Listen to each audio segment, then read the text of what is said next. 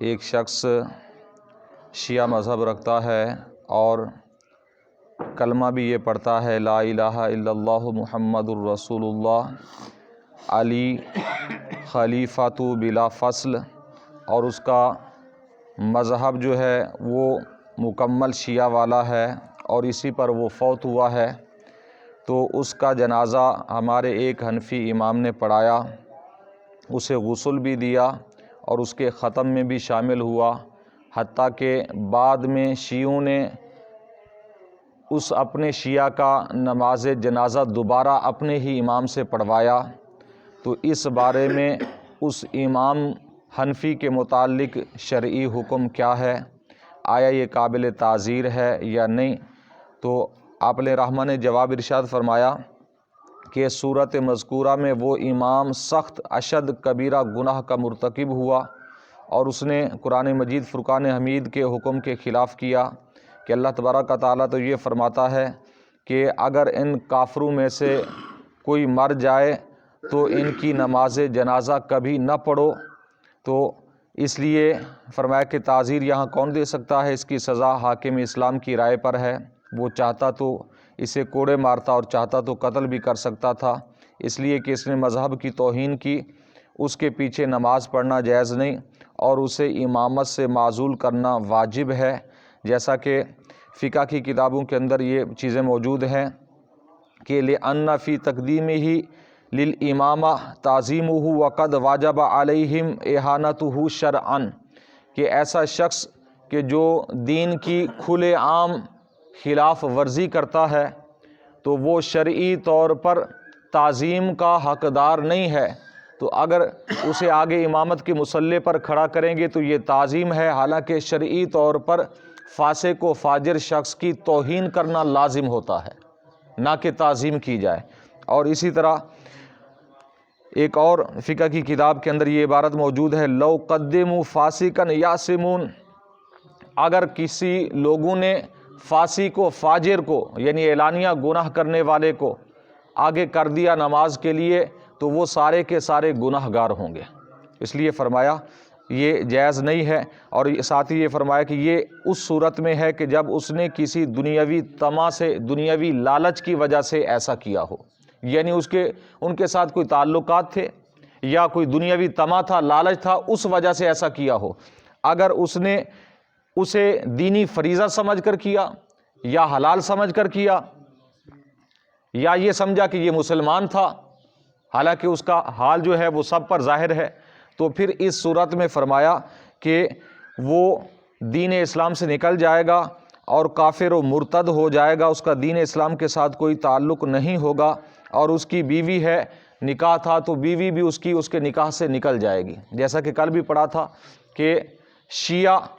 جن کی جو حلقہ شیعہ ہے اس کا صرف اتنا عقیدہ ہوتا ہے کہ وہ حضرت مولا علی رضی اللہ تعالیٰ عنہ کو حضرت صدیق و عمر پر فضیلت دیتے ہیں، تو ان بارے میں بھی تمام صحابہ سے لے کر آج تک تمام بزرگان دین کا اتفاق ہے کہ ایسا شخص بھی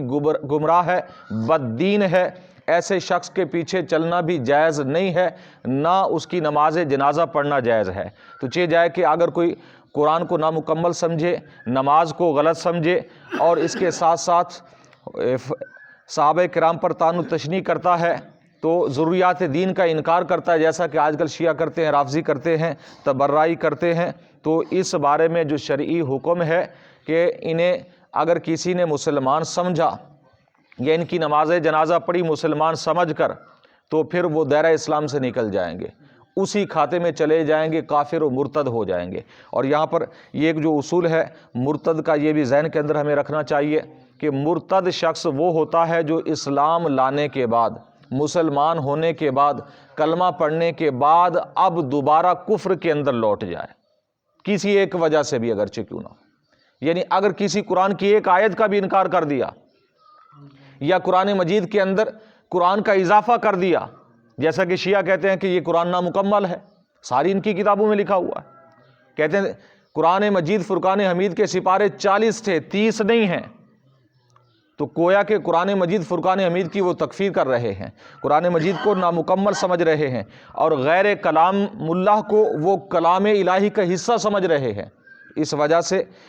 وہ کافر و مرتد ہو جائیں گے۔ تو کافر مرتد جب ہو گئے تو ان کا شرعی حکم یہ ہوتا ہے، یا کسی اور وجہ سے اگر کوئی کافر مرتد ہو جاتا ہے، کوئی کلمہ کفریہ بک دیتا ہے زبان سے، تو اس کا شرعی حکم یہ ہوتا ہے کہ کافروں سے بھی احکام سخت ہوتے ہیں مرتد کے، مرتد کے احکام کافروں سے زیادہ سخت ہوتے ہیں۔ یہ چیز ذہن میں رکھنی ہے۔ جیسا کہ نکاح کا تعلق ہوتا ہے، کافروں کا آپس میں کافر کا کافرہ سے نکاح ہو سکتا ہے، شرعی طور پر بھی وہ نکاح منعقد ہے۔ مثال کے طور پر شرعی طور پر کیسے منعقد ہوگا کہ اگر ایک کافر اور کافرہ کا حالت کفر میں، زمانہ کفر میں ان کا نکاح ہوا، اور نکاح ہونے کے بعد وہ دونوں مسلمان ہو گئے، تو اب شرعی طور پر ان کا وہ سابقہ نکاح قائم ہوگا، وہ برقرار رکھا جائے گا، اور ان کا وہ نکاح تصور کیا جائے گا کہ وہ ان کا نکاح ہو چکا تھا۔ اور جو مرتد ہے، مرتد کا نہ کسی مسلمان کے ساتھ نکاح ہو سکتا ہے، مسلم عورت کے ساتھ، نہ کسی کافرہ عورت کے ساتھ، نہ ہی کسی مرتدہ عورت کے ساتھ۔ یہ شرعی حکم ہے۔ یعنی مرتد کے احکام یہ ہیں، عورت ہو جائے مرتدہ، یا کافر یا کوئی مسلمان شخص مرتد ہو جائے، تو احکام اتنے سخت ہو جاتے ہیں کہ کافروں سے بھی زیادہ سخت ہوتے ہیں۔ اب ان کا کسی حالت میں، کسی صورت میں کسی سے بھی نکاح جائز نہیں ہوتا۔ اس طرح کی اور بھی کافی چیزیں ہیں۔ تو ان شیعہ کے ساتھ بھی یہاں پر یہ بھی ذہن میں رکھیں کہ ہمارے اکثر آج کل کے لوگ ان کے ساتھ نکاح بھی کرتے ہیں، شادی بیاہ بھی کرتے، کہتے ہیں جی نہیں کیا کریں، برادری ہے جی، تو برادری ہے تو اپنی ایمان بیچ ڈالیں گے۔ پھر ان کے ساتھ قطعی طور پر نکاح جائز نہیں ہے۔ اگر کسی نے نکاح کو جائز سمجھ کر کیا تو وہ خود بھی اسی کھاتے میں چلا جائے گا، کافر و مرتد ہو جائے گا، اور وہ نکاح بھی نہیں ہوگا، اور اس سلسلے میں اگر اولاد ہوگی تو ساری کی ساری ولد الزنا ہوگی، اس لیے کہ اس کے اندر ذرا برابر بھی گنجائش نہیں ہے۔ یہ ایسے لوگ ہیں شیعہ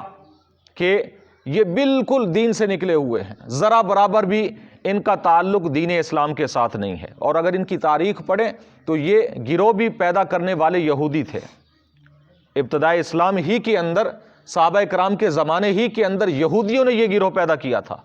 صرف مسلمانوں کو تباہ و برباد کرنے کے لیے۔ اس وجہ سے یہ چیزیں ذہن کے اندر رکھنی چاہیے۔ اگر کسی کا نکاح شیعوں کے ساتھ ہو گیا، عورت شیعہ تھی نکاح کر لیا، یا مرد شیعہ تھا عورت سنی تھی نکاح ہو گیا، تو اب اس صورت میں پہلے پتہ نہیں تھا، غلط فہمی سے ہو گیا، لیکن جب شریعت کا مسئلہ پتہ لگے تو اس وقت فوراً جدائی ہونی چاہیے، فوراً جدا ہو جانا چاہیے کہ شرعی طور پر یہ نکاح منعقد ہی نہیں ہوا، نہ ہی وہ نکاح تصور کیا جائے گا۔ اس لیے ان چیزوں سے بچنا بہت زیادہ لازم ہے، ضروری ہے۔ اگر کوئی دنیاوی لالچ کی وجہ سے یا دنیاوی سسٹم کی وجہ سے شیعوں کے جنازے میں جاتا ہے اور ان کی جا کر ان کے لیے دعا بھی کرتا ہے، سارا کچھ کرتا ہے، لیکن یہ صرف دنیا کے دکھلاوے کے لیے اگر کرتا ہے تب تو ایمان بچ جائے گا، لیکن اشد گناہ ہے، سخت گناہ ہے، بہت بڑا گناہ ہے جانا بھی، لیکن پھر ایمان بچ جائے گا۔ ہاں اگر جائز سمجھ کر جاتا ہے تو پھر ایمان بھی نہیں رہے گا، کافر و مرتد ہو جائے گا۔ ان دو چیزوں کا فرق لازمی رکھنا ہے۔ اللہ تعالیٰ کی بارگاہ میں دعا ہے نبی کریم صلی اللہ علیہ وسلم کے وسیلہ سے ہم سب کو دین کی سمجھ عطا فرمائے، آپ علیہ الصلوۃ والسلام کے نقش قدم پر چلنے کی توفیق عطا فرمائے۔